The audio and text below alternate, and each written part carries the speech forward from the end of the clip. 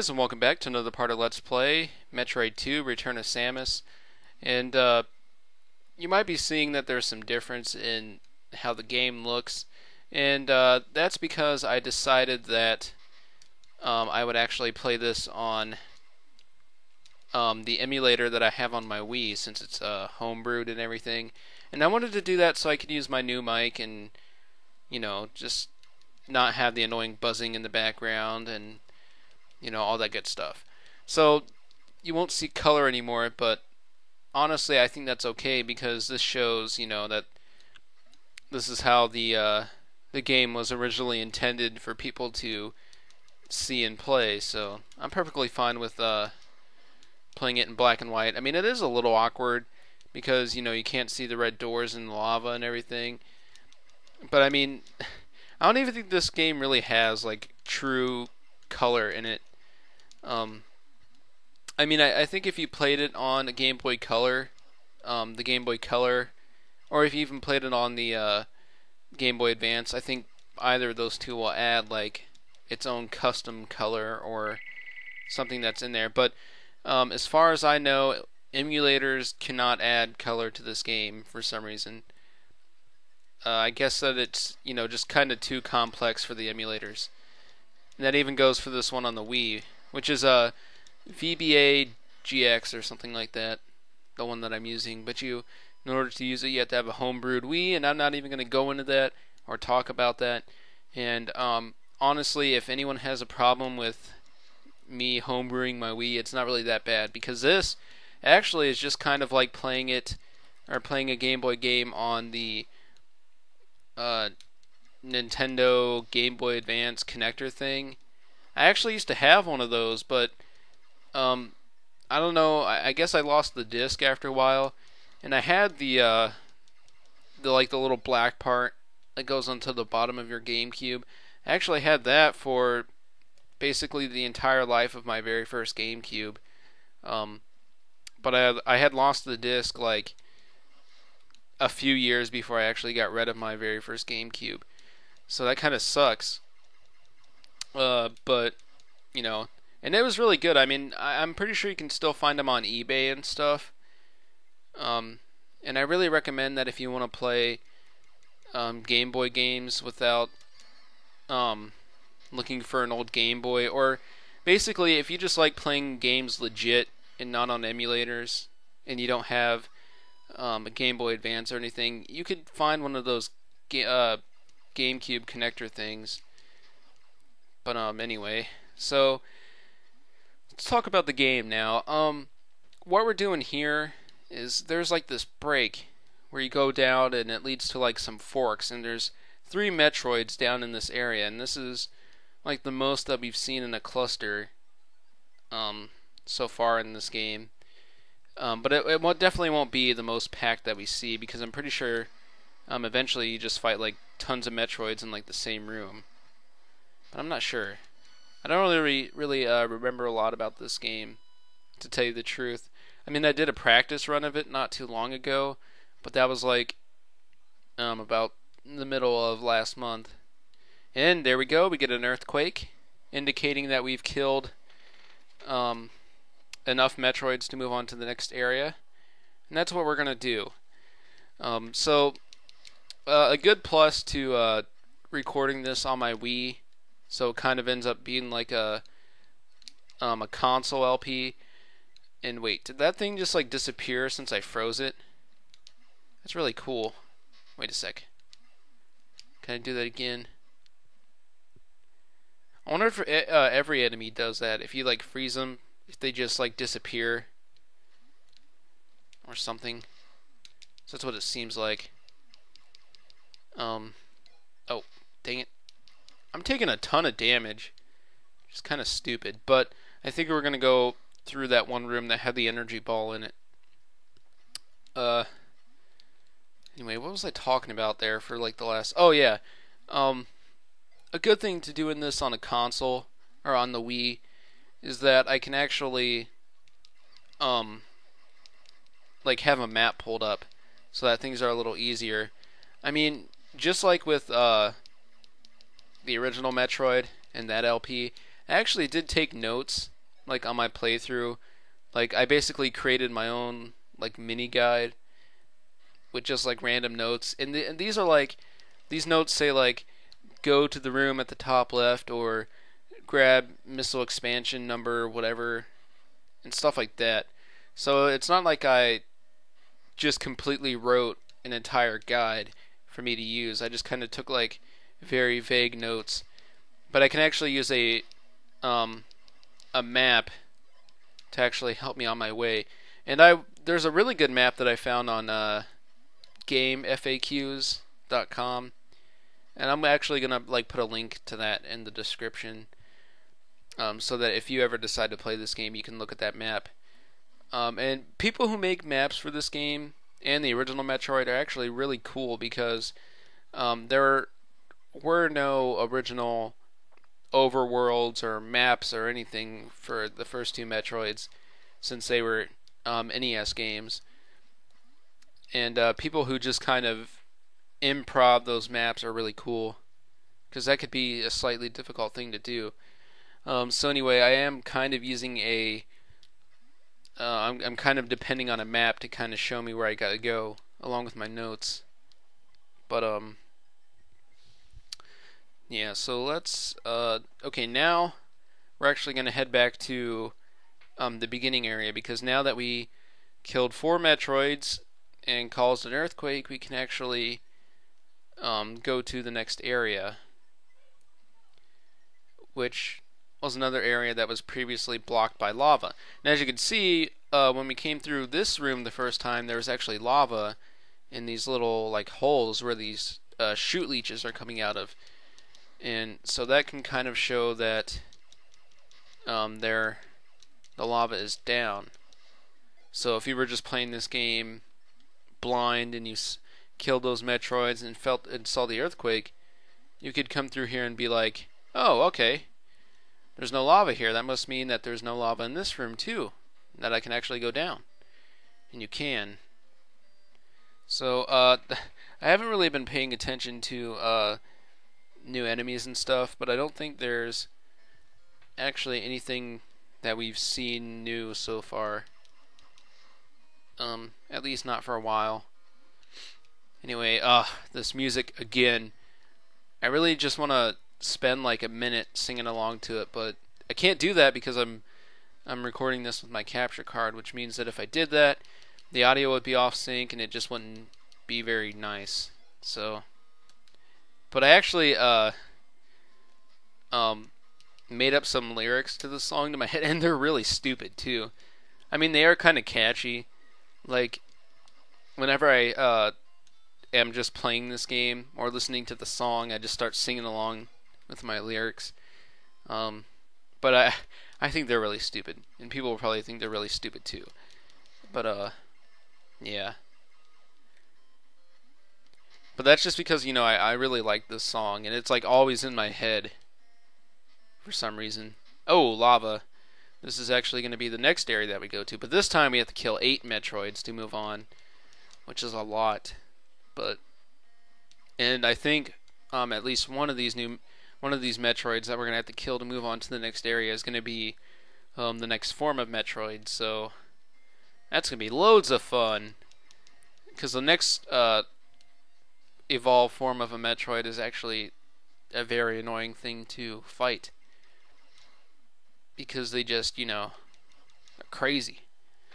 Alright, I'm gonna move my map. Keys? Okay, yeah, I can use the arrow keys.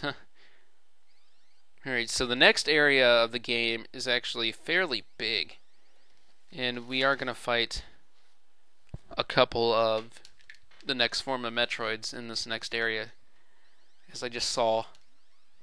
And there's actually 2, so 6 of these Metroids are going to be Alpha Metroids, and then 2 of these Metroids are going to be the next form, and I'm not going to say their name, although if you know your Greek numbers, you can go ahead and just guess what comes after Alpha, but I'm not going to say it right away.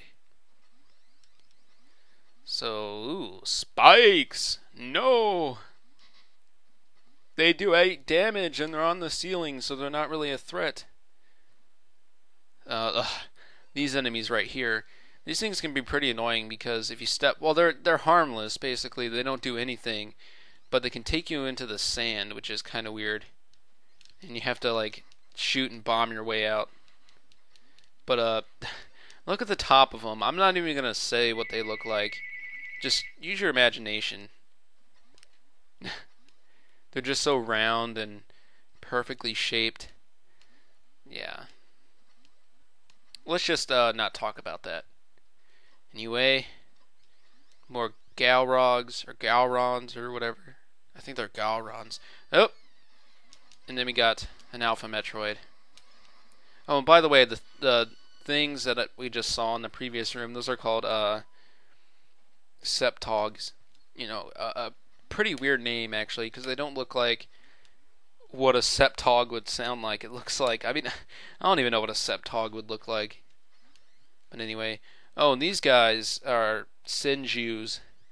They're kind of weird, and I have no idea why I thought of this, but when I first saw these guys, and every time I see them, like the image of like this Hawaiian kid.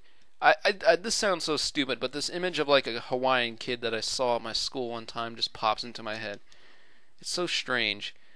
Like he had like slightly spiky hair and the face kind of looks the same. Oh, it's so stupid. But whatever. Let's see, where are we at? Oh yeah. There's gonna be an enemy that pops up pretty soon that is a pretty annoying enemy. Oh, and another thing, since I'm playing this on a console, I'm gonna have to actually save and not use save states and everything, so that's gonna be kind of annoying, but as long as I have the map and I can see where the save rooms are, it's not gonna be too bad. But anyway, in this room we're gonna fight, or we're gonna see an enemy that is pretty deadly and pretty annoying at the same time, and this is actually where I died the very first time I played this game. Yeah, see? This is an odd track. And it's just this kind of turret thing that just continuously pops up and shoots out a beam. And it is pretty strong. But the best way to kill this guy is to kind of time it and pop up right after he shoots, or right before he shoots, and freeze him and then shoot him with a missile. So just like that. And then they die. And holy moly, that must be a big thing of energy. Yeah, that's 20. Huh, I never noticed that before. I thought there was just one constant size for energy, but apparently not. It's pretty cool. Okay, here's another save tower.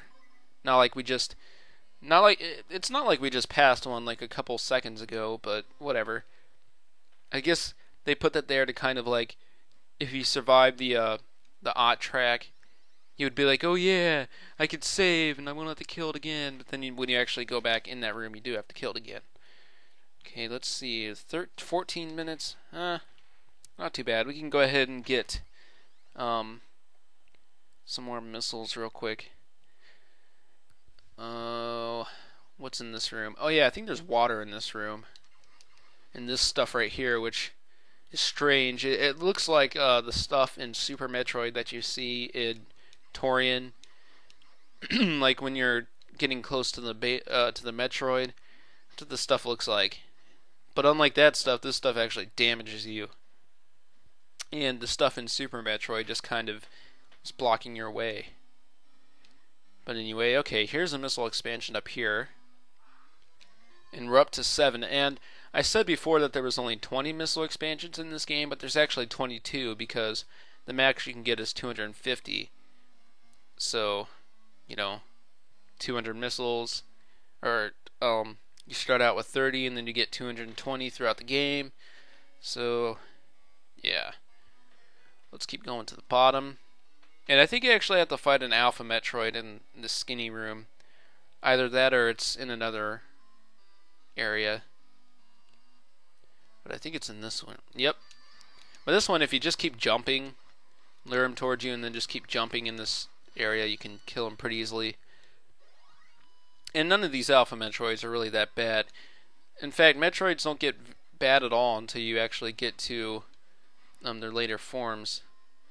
Okay, now we're going to want to go up that shaft here in a minute, but first, there's this invisible area that we can go through. And one thing I don't like about these invisible areas is that you can't see where they are, but there's plenty of them scattered throughout the game. But whatever. And then here we go, is another one. And why does it say that we should only be up to 100 missiles when we have 110? Because that's what I wrote in my guide. I must not be thinking right or something, or I must have skipped over a missile. Oh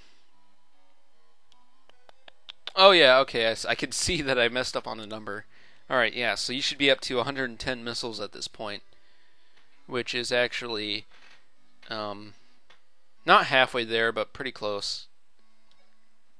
And I actually think there's an item in this room, and if there is, then that's perfect, because we can just end it here. And nope, no item. Yeah, but actually if you bomb somewhere in this room, you can lead yourself to an item. I forget what it is actually. I think it might be the next beam or something. Oh yeah, okay, yeah, we're about to get the first and only suit upgrade in this game, as far as I remember. Yeah, so what you need to do is bomb through all these balls, and it's kind of hard to see with no color, but actually the ball in between those two pillars is actually it's the same color as all these, but it's different, as we'll see. But I'm going to go ahead and destroy all of these because I'm just kind of OCD about it. Haha, those look like balls. That's weird. Okay, we'll destroy this one just to do it. Okay, or we won't. And then we'll shoot, and we get the Varia Suit. It doesn't say Varia Suit, but it just says Varia. Anyway, oh yeah, we are upgraded in the suit department. So now there's a couple new things with this suit. Samus's appearance changes. We get a 50% damage reduction, and Samus moves a little faster, which I don't know why they put that with the Varia Suit, but whatever. And also the ball animation changes. Like now it kind of looks like there's a bunch of scribbles in the middle of it. And also when you go into the spider ball, it gets all electrified and everything. So that's pretty cool. Well, anyway guys, I'm going to go ahead and end this part here. And next time on Let's Play Metroid 2, we will move on. And what I'm going to do is I'm going to go ahead and stay here. Well, end it here, and then I'm going to go back to the nearest save, and I'm going to save, and then I'll just make my way back here before I start the next part. So anyway, I'll see you guys next time. Bye.